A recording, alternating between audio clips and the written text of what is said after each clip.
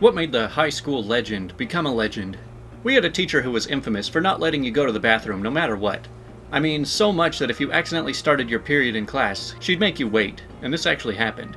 So there was a girl who we'll call Katie in class, who tended to be a bit of a troublemaker. Katie hated that teacher because she'd begged to go to the bathroom and got shut down every time. At the end of the year, Katie asked one more time to go to the bathroom. The teacher said no. Katie asked another time 5 minutes later. The teacher said no again. 5 minutes after that, Katie asked again, but said that the teacher was not going to like what happened if the teacher didn't let her go. The teacher hit the roof and said that if she said one more thing, Katie would be sent to the principal. Katie shrugged and said, "This is on you then," and pissed on her seat, right where she was.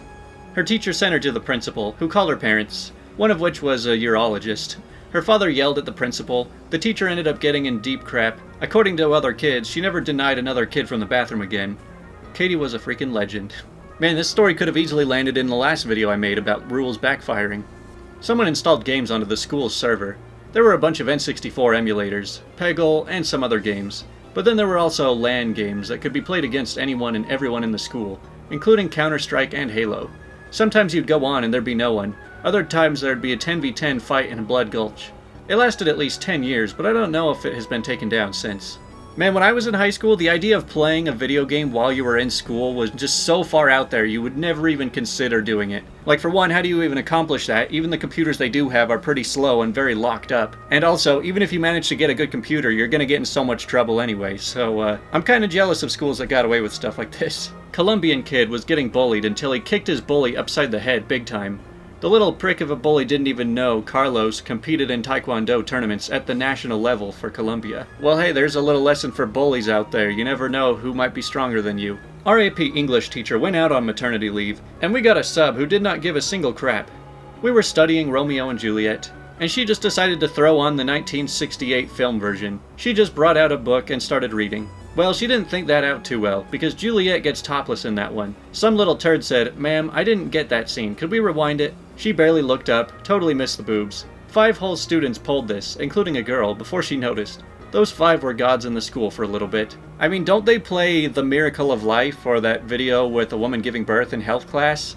So it's not like it's completely unheard of that kids in school are going to be seeing something a little inappropriate.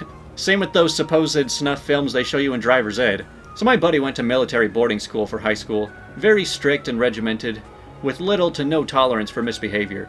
Multiple years of this environment must have pushed someone off the deep end, because during my buddy's second year, someone started crapping in the urinals. Big, sloppy, shameless dookies. At least once a month for 3 years, these turds would appear. The culprit became known as the Phantom Crapper, and despite the efforts of a task force specifically assembled to put an end to the nefarious poops, the Phantom Crapper was never captured. This person became a legend at the boarding school because of their stealth, conviction, and utter lack of shame. My buddy kept in touch with one of his instructors over the years, and found out years later that a copycat crapper had briefly popped up, but he was discovered and expelled after only a couple of dookies. He lacked the finesse of the mysterious original. But why? What could somebody possibly gain from going number 2 in a place that is meant for number 1? Halfway through my last year of high school, someone managed to put a ceramic toilet on top of the multi-story gymnasium. I have no idea how that feat was achieved. The school staff didn't know either, nor could they figure out how to get it off the roof once they found it. As a result, it remained on the gym for the remainder of my time there. I never found out who did it, but I will admire them until my dying day. I'm sure it's a dilemma for a lot of people who get famous, but like anonymously. So they're like, oh man, do I come out and take all of the credit? But then I'll probably get suspended. But if I don't come out, then somebody else might try and take all the credit. I don't know, that's a rough dilemma. In 9th grade, one of our teachers got sick, so we got a sub. And this kid just starts talking in a strong Spaniard accent, like super well, and convinces the teacher he's from Spain. And he talks this way for 3 months. It was hilarious. And when another kid tried talking as a Spaniard too, he got really upset and accused the other kid of mocking his culture. Then when the year ended, we had to do a presentation, and our teacher who got sick came. So the kid just nodded through the whole presentation while his group mates talked. It was hilarious. Yeah, that's kind of a weird position to be in. You're like, okay, do I reveal myself to the teacher or to the sub right now? Year 10, head boy has to be picked. And it's picked by vote. It's a year group of about 150 students. So we had the obvious, popular, well-liked by everyone kids. We had the popular cricket players, the football captain, and the sophisticated, obvious choice. Me and the little posse of in-betweeners, I said, F that. We picked one guy from the Forgotten Kids Club. Let's call him Chris.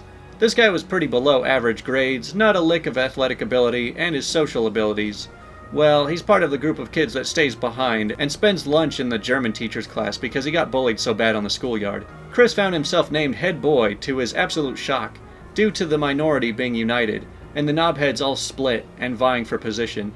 He was a good dude as well, really committed himself to it. His grades improved, he became a better speaker, the lad glowed up considerably, and by the end of year 11 we had a whole army of people carrying him down the street for the final end of exams parade. We would just sing his praises despite not knowing him that well, and it just caught on. Dick move, I know, but we did genuinely like him, and thought it would be good for him. I like to take credit for suggesting the whole movement, but really it was just a testament to how one downtrodden dude can rise to the occasion, and became an absolute ambassador for an entire school. He won over everyone. Dude was impossible to hate. I don't know, this just sounds like the plot of some cheesy movie. One of my friends throughout school was an army punk guy. He always wore camo clothing, a jean vest, chains, military boots, and had spiked hair that Wayne Static would approve of. Most people saw my friend as just this weirdo, but knew not to screw with him. He was actually a really cool dude, and he got me hooked on Pink Floyd and Zeppelin early on. One day in high school, the staff arranged a fun fling, or whatever the heck they called it. It was basically a few amusement park attractions like an arcade, skill booths, and a rock climbing wall tower. The tower had 3 sides, each of which had their own tether. Must have been 40 to 50 feet tall. Most kids couldn't make it halfway up. My friends went over and started climbing before the attendant could get him fitted with a harness. He was about 10 feet up, staff were yelling at him. He yelled back, "What's that? You want me to try it using only my arms?" And that, ladies and gentlemen, is exactly how it happened. He managed to get himself to the freaking top of the climbing wall using only his arms. No harness, and then proceeds to sit at the top taunting everyone. They called the fire department to come get him down. He got suspended and didn't really care. That was around 20 years ago now. I mean, to be honest, all of the safety measures that you're forced to comply with when it comes to rock climbing walls kind of make me not all that interested in rock climbing walls. Because, I mean, most of the point of some extreme sports is that you feel a sense of danger. But if you've got a harness on and the whole thing is just controlled, it just takes out all the excitement for me. Joe Sticka, class of 1969 at my high school. The guy didn't exist. He was created by a group of my friends as a mid-year transfer student with a totally fabricated deep background that was so smooth, Joe even made the yearbook with a picture unavailable caption. That's a bit strange. I'm not sure how they were able to pull that off. Long story short, a jerk of a substitute wouldn't let a heavily pregnant girl use the restroom, and she had to go to the nurse, then the doctors afterwards, enraging entire graduating class of the girl.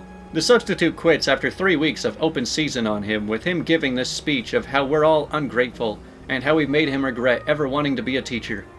According to my little brother, who is currently at that school, it's still talked about because the faculty put in a rule that a teacher cannot prevent a pregnant student from going to the restroom. So, who is the legend in this story then? Also, you gotta love just how attached people are to authoritative figures. Like, I doubt that they are physically blocking the door, stopping you from just walking out. When I was a freshman, there was a senior of the last week of school who thought it would be legendary to streak on campus. He was 18. He was unable to receive his diploma on stage and had to register as a sex offender. Go Wildcats. Well, starting your adult life off with a handicap already. Yeah, that's pretty legendary. 2 students got suspended my senior year for constructing a gin still in their lockers. It was discovered before the first batch was created, but they got chemistry scholarships out of it. Well, that's probably more than a diploma will get you, so it's not really a loss. He cut his thumb off on the 3rd floor window 5 minutes before the final bell and buses, getting all of us locked in the school of an hour as this ambulance arrived and took him away, and the school cleaned everything up. I mean, is this what it takes to become a legend in high school? You know, high school does end at a certain point, and you're not getting your fingers back. Snorted a whole line of crushed red pepper, and spent the rest of the day locked in a bathroom stall coughing his lungs out.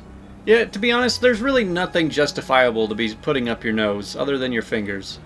Our legend was actually the gym teacher. He became a legend by getting hit by a bus, getting up, getting on the bus, and asking if everyone was okay. He ended up getting fired about 5 years after I graduated because he was caught soaking raisins in vodka, and then eating them over the course of the day. Never change, Mr. Lev. What a weird reason to be fired. Well, that's all the stories I'm reading from this one. There was a lot of stories that I think only really sound interesting to kids who are in high school. There were a lot of these where I'm just like, this is just kids being stupid. It's not that entertaining. But I guess that just reminds me why I'm glad that I'm not in school anymore. In fact, it's been almost 10 years since I graduated, which is really bizarre to think about because I almost still look young enough to go back. But that's all for now. I'll see you next time.